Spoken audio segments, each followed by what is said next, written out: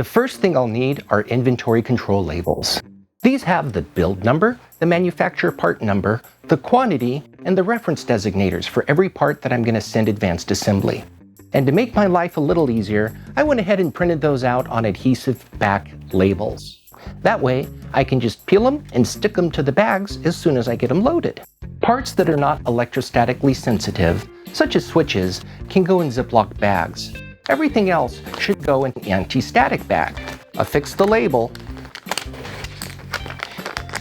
and then indicate how many parts are in the bag.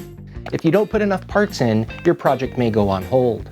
Your parts distributor might provide parts that are already bagged, and it is okay to send them to us as long as you use our inventory control tags. We don't want there to be any confusion down the road. To learn more about how to prepare your parts for assembly, read our pamphlet, 5 Steps to Preparing Your Parts Kit, or call us and we'll walk you through everything.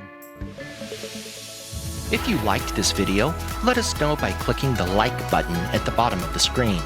But don't stop watching now. We have other educational and informative videos on this channel. To learn more about what Advanced Assembly offers and how we can help you, please visit aapcb.com.